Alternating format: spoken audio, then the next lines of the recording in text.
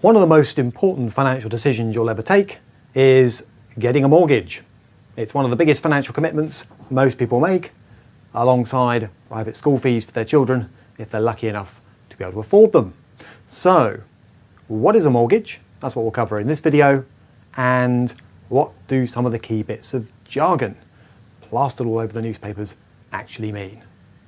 Right, a mortgage is a secured loan.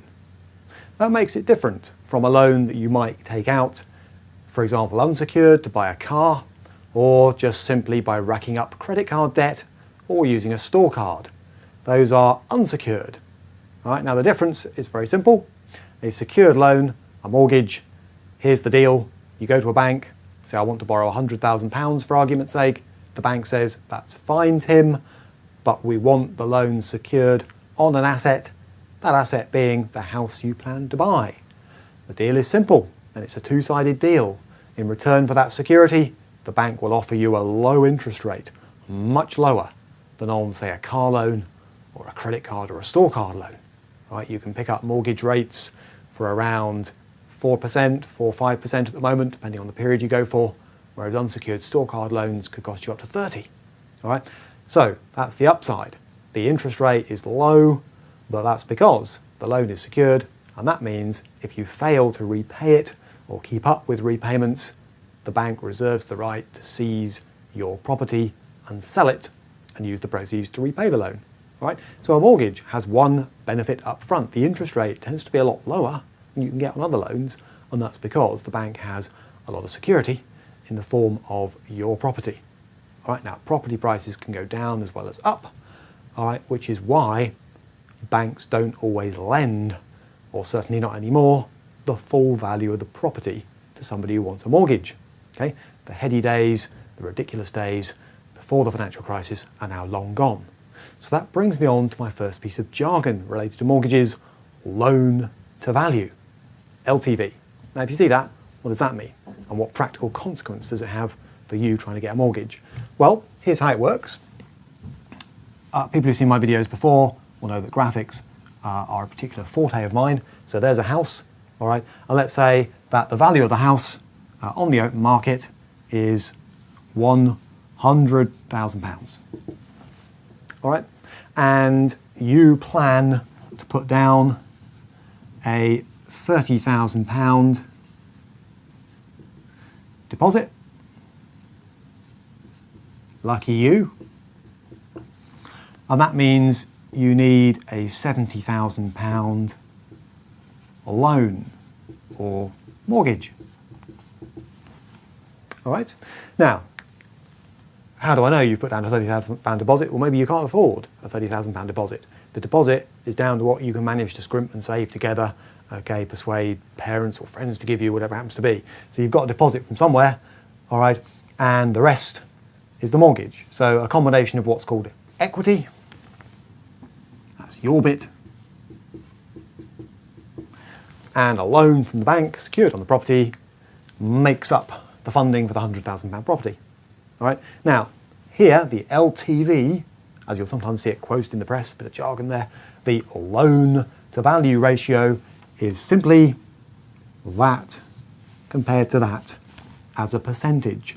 All right. So here the LTV, 70,000 as a proportion of the value of the property, literally the loan to value ratio is 70%.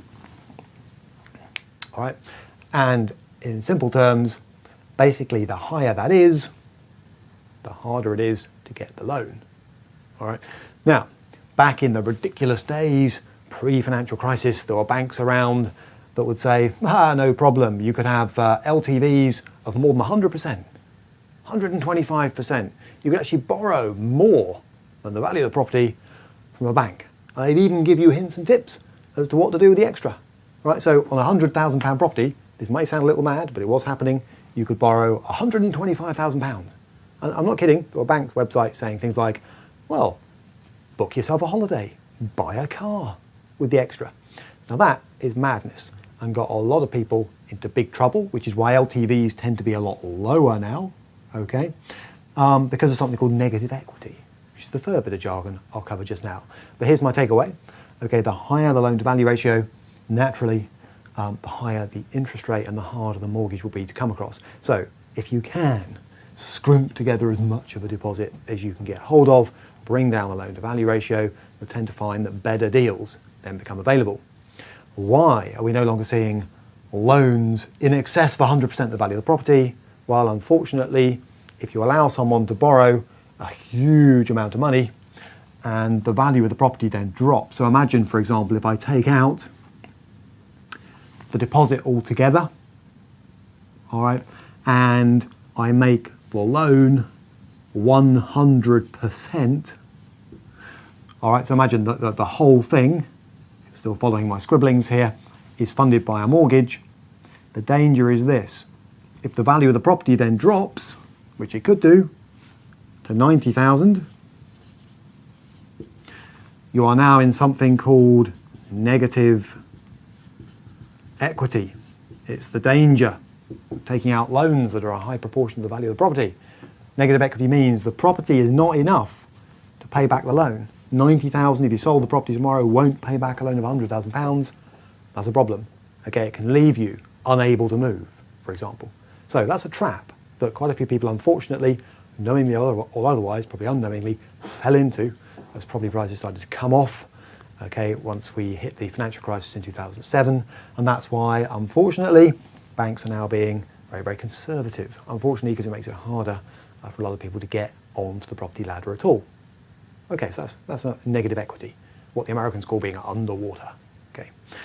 Now, once you've decided how much you're going to borrow, 70,000 in my previous example, you've got a couple of choices. You can either go interest only, or you can go repayment style mortgage. Okay, what does that mean? Basic choice. All mortgage products, all loans fall into one of those two camps essentially, no matter how they're written up in the advertising literature. They're either interest only or repayment. That's worth bearing in mind. Interest only is tempting. With interest only, you borrow, let's say, £100,000 and you commit to just pay the bank the interest on the loan, okay, at whatever rate that happens to be, 4% for argument's sake. So the £100,000 you're not paying back, all right? Now, how's that work? You've got to pay it back at some point.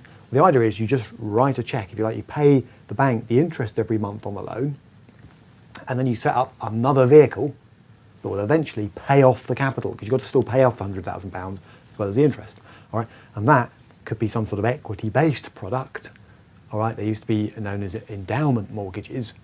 Now, upside to interest-only loans, the payment every month to the bank is lower than it would be if you were paying them back interest and some of the original capital of £100,000, okay? That's the upside. The downside is you're going to be pretty damn sure that whatever you're going to use to repay the capital after 20 or 25 years, for argument's sake, is enough to do the job.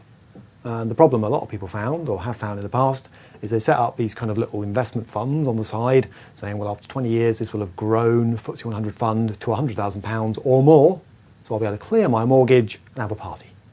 All right? Problem is, if the equity market plummets, your little savings vehicle isn't enough to repay the original loan, then you've got a problem. Okay? So, interest-only mortgages, attractive because the initial payment to the bank will be relatively low, but you've got to have some way to pay off the capital that you've borrowed in the future. The alternative is a repayment mortgage. As the name suggests, there, every month, your repayment to the bank is interest on the loan, 4% for argument's sake, plus a little bit of the original capital you borrowed. So the idea being that after 25 years, for example, you will have cleared all of the £100,000, if that's the amount you borrowed, that you owe the bank, okay? Now, downside to that one is you will find your monthly payments to the bank are a little bit higher because they include interest and some capital. Of course, the upside is provided you keep your job and keep up the repayments, you will clear your mortgage after 20 or 25 years. Right? No doubt about it, because you are chipping away at the capital every month, okay? Now, that means that normally I would recommend, if you can afford it, you do a repayment mortgage of some sort.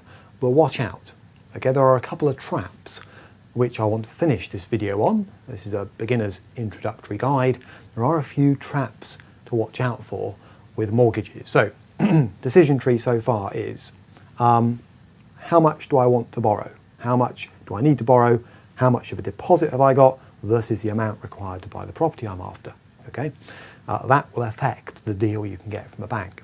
But then you need to decide on the amount you're borrowing. Am I going to go down the interest only or the repayment style route? Okay, and I've already highlighted a couple of criteria to think about in making that decision. Now, let's say for a moment I've picked a repayment style mortgage. There are one or two other things to look out for. Number one, when you're looking up mortgage rates, again, you can look up on sites like MoneyFacts and Money Supermarket and so on. You can look up these rates on a number of different sites. When you're looking up mortgage rates, just watch out, because you might see a juicy low rate. You go, ah, brilliant. You know, for argument's sake, 3%. And you think, well, that's a really low interest rate. I'm having some of that. Watch out. Number one, is there an arrangement fee on top? Some lenders will charge you quite a meaty arrangement fee. We could be talking, you know, £1,000, £1,400, £2,000 just to set up the mortgage. All right, all of a sudden that 3% is not looking quite so good. So you need to compare apples with pears. You know, is 3% with an arrangement fee the same as 5% with no arrangement fee, for argument's sake? All right, so there's one little trap to watch out for. Always check the arrangement fee. Number two, watch out for lowball initial deals. The ones where the bank says, come to us, borrow from us, because what we can do is set you up for a few years on a really low rate. But then watch out, because once that low rate period ends, you might be kicked into what's called the standard variable rate, SVR. And that may be, first of all, not a fixed rate, and secondly, a lot higher. All right. Thirdly, redemption penalties. If you take out a deal and it commits you to a minimum number of repayments over a number of years, watch out that you're not stung, okay, if you need to sort of switch product or kick out of there early, okay. You know, in other words, if something goes wrong, you may be stung for a big redemption penalty simply to get out of the mortgage early or move it or change it, okay. So there's a few traps to watch out for when you're shopping around for a mortgage. All right, so just to recap there, a mortgage is a secured loan. The good news is that means you can borrow lower than you would on other types of loan, okay? First decision to make, how much do I need to borrow?